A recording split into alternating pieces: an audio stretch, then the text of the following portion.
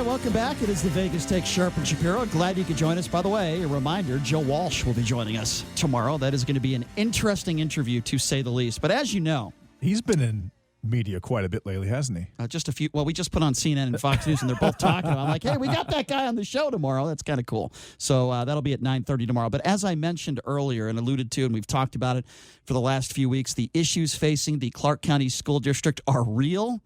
And plenty of issues that we're going to be talking about, certainly in this segment.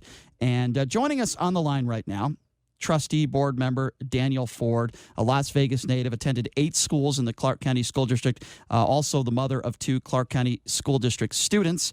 And John Brookhagen, former CCSD teacher, and now with Infinity, the Math Institute. John, thank you for being here. Danielle, I appreciate you taking some time to join us as well. How are you?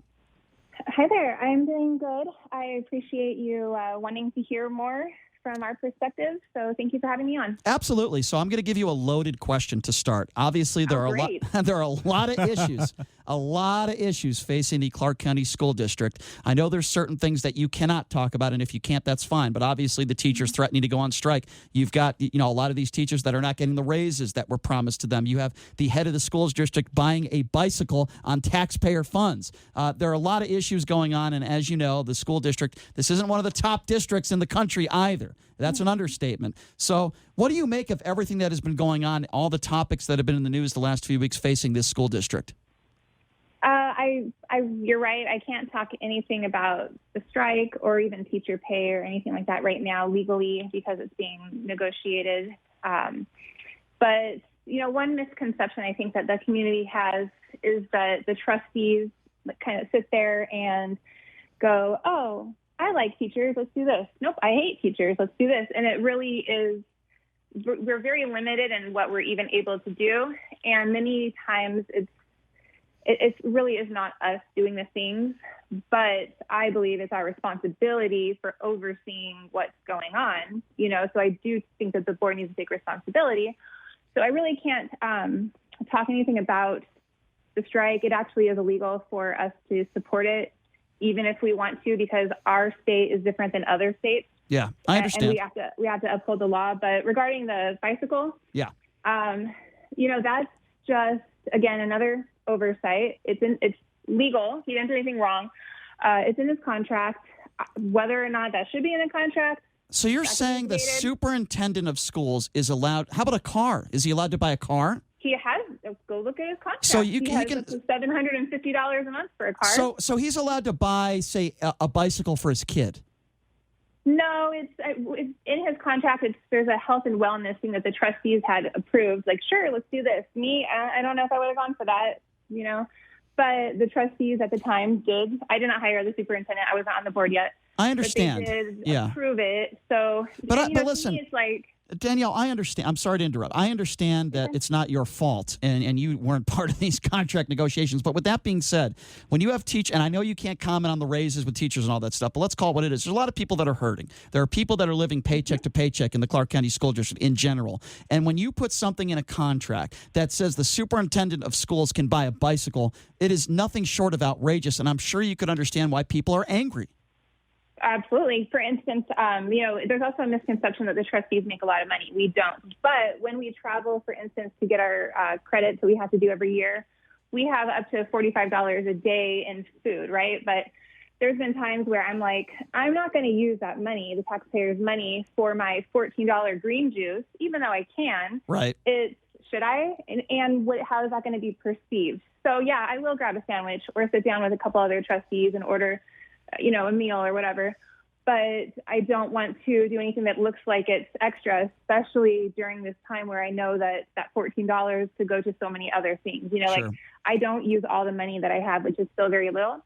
So again, it's a matter of what you can do and should do. And so the superintendent was within his rights to do that.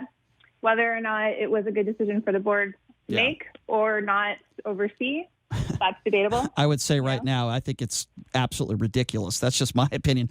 So you've called for an independent audit of the CCSD budget. Can you tell us how that's coming along? Yeah, I was actually, this last meeting that happened, it was very unfortunate and for so many reasons. Another reason is that it took me months to be able to get on the agenda the audit review and also an open book training, because the answer that the CCSD gives everybody is like, oh, we have open book. Go to ccsd.openbook.net and you can see all the numbers. And then I go, no, you can't. Okay. And then they said, do you want to like have put it on the meeting and do a walkthrough? I said, yes, but make it an evening meeting when teachers can be there and everyone can see it. So we were supposed to have that item. And then at this last meeting, what actually happened was our internal audit people were there, as well as somebody from the superintendent's budget task force, and they were on very limited time. But that wasn't communicated to people there. I feel like it could have been like, hey, we're so glad you're here. We want to hear from you. We have these 2 items that are really important because we have a lot of budget questions that we'd like to share with you. We don't want to make you wait to the end of the meeting, but could you maybe, can we put public comments on hold for 45 minutes? You know, and I think they would have been receptive to that, because as a trustee, I'm supposed to be overseeing the budget and I can't find the numbers. Like, I don't know what we're paying for one desk, you know, or what the computer in the admin office costs, just like, you know, details. And I was totally prepared as a first step to have this agenda item as a springboard for me to ask more questions. But when I've asked our CFO, you know, how does this work? It's the same people that do our audit are the same people that are doing the books.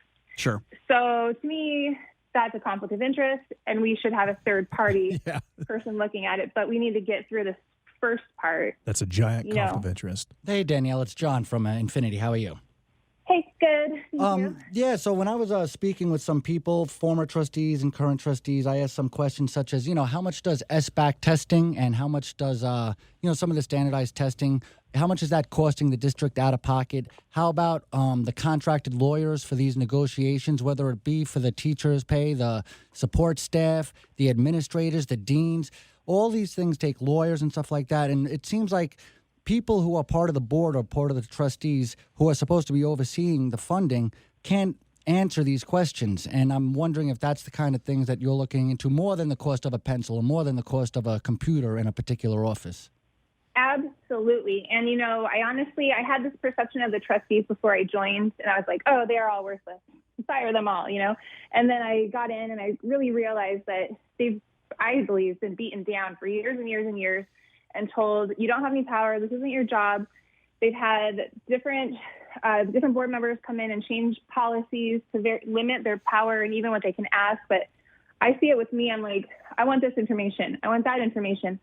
And I get told, oh, you're going into the operations, which is your job is governance, not operations. Okay, but when I can't see those numbers, I can't be fiscally responsible. I'm not doing my fiduciary duty. But the trustees, it's like they can't. Right, but you guys are supposed to be above the superintendent. You're supposed to be oversight, and you're supposed to be in charge of finances, right? You're supposed to, and it feels like, you know, in talking to former and current trustees, that you guys have your hands cuffed. And what exactly is your role if you don't have the power to do what your job description is?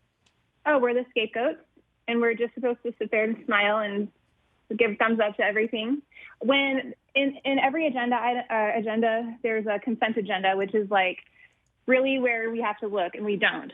But that's where the contracts are, the awards, all the employment stuff. And while we're not supposed to go in there changing things up, we should be looking at it. But when I am at a meeting and I say, I want to pull this one, and this one to talk about, because they want us to just accept the whole consent agenda, it means like we're giving consent to all of it, you know?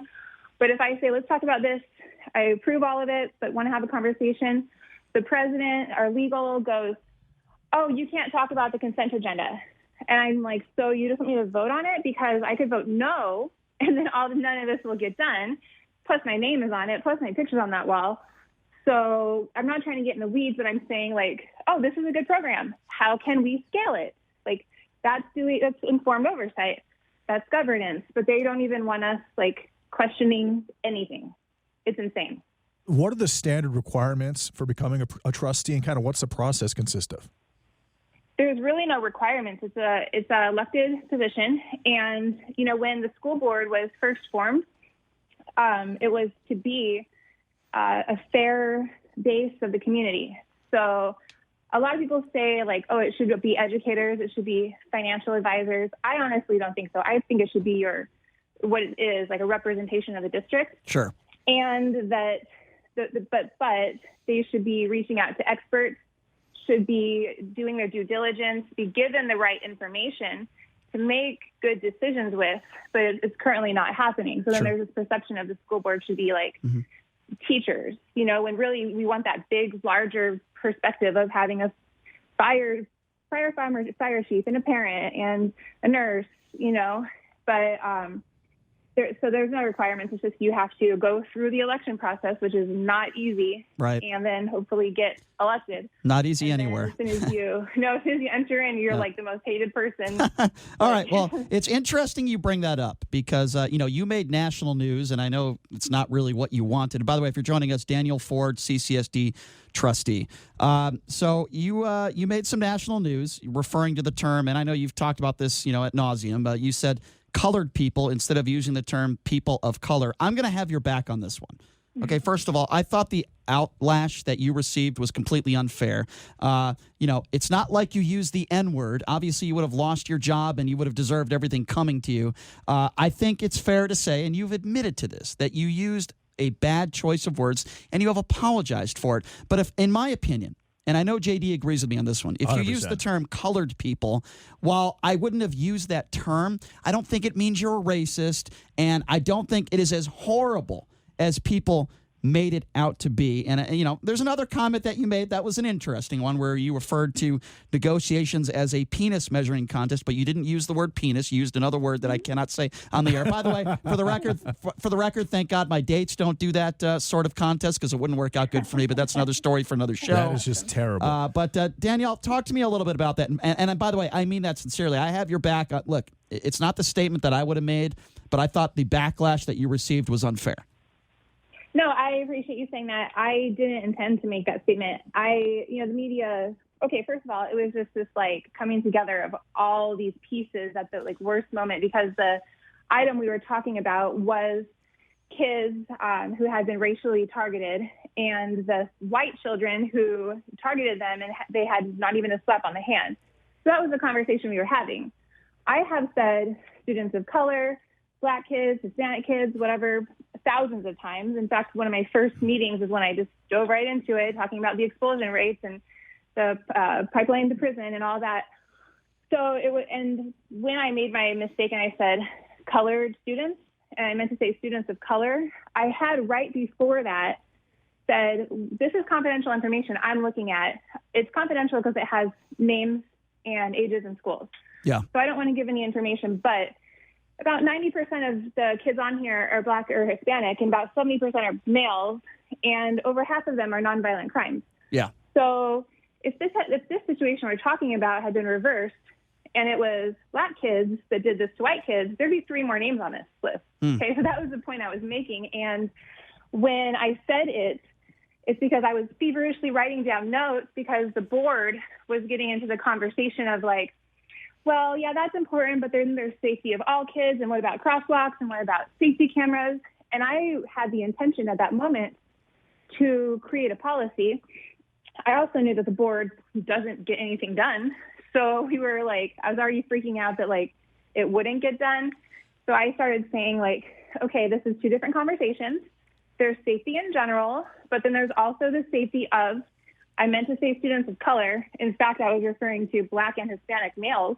I'm Mexican, but it just switched the words around, Danielle, which I do all the time. I just want to quickly just say one thing, okay? The parents that were screaming and yelling, that were acting like idiots, that think it's okay to interrupt a meeting because they don't like something you say, I'm just going to say it for you. They are idiots. They are morons. And then we wonder why their kids are not behaving well in the classroom, okay? Well, I understand some of the... let me, really quick. I see what you're saying, but I think I'd do the same thing if it was my kid. And in fact, I have spoken to all those parents, even immediately after that.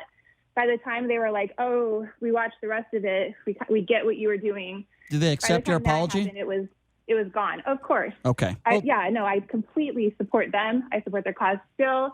They have called me for other things. Well, Danielle, this is my... that's over. Danielle, when you were addressing these issues, especially what was happening up in the Northwest, I understand that you were fighting for the advancement and for the equal opportunity and the equal treatment and the diminishing of any kind of racial overtones.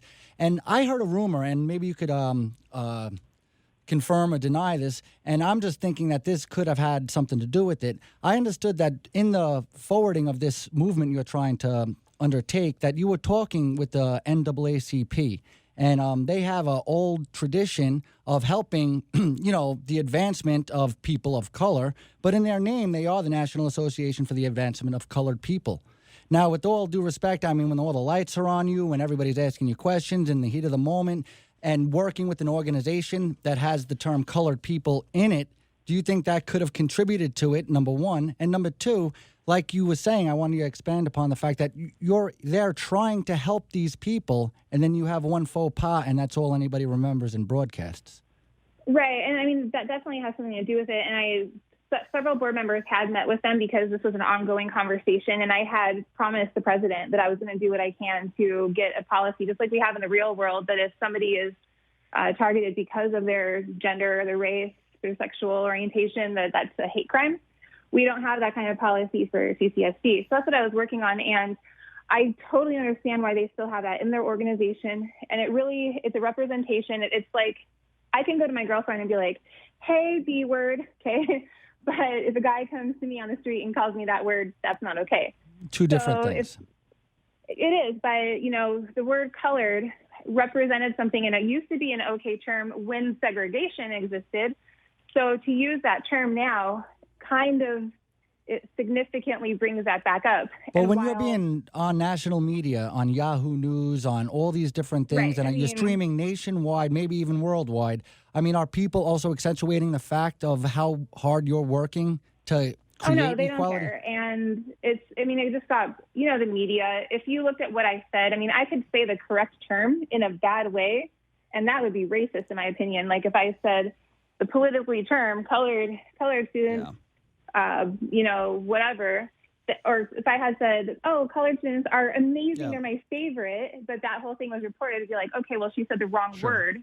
Yeah. But I think you made it very fine. clear. You made it very clear what the situation was. And at this point, if people still want to hold anger towards you for that, then again, I just think they're morons. That's just my personal opinion. But before I let you go, Danielle, and by the way, we're speaking with Danielle Ford, CCSD trustee, and we appreciate your time. I do understand you had a chance to visit Infinity, the Math Institute. What did you think about it? Oh, it's awesome. I have put my kids in different types of math places before, and my son, he spent all last year at a different one too that wasn't math, but it was tutoring in general, and I checked it out.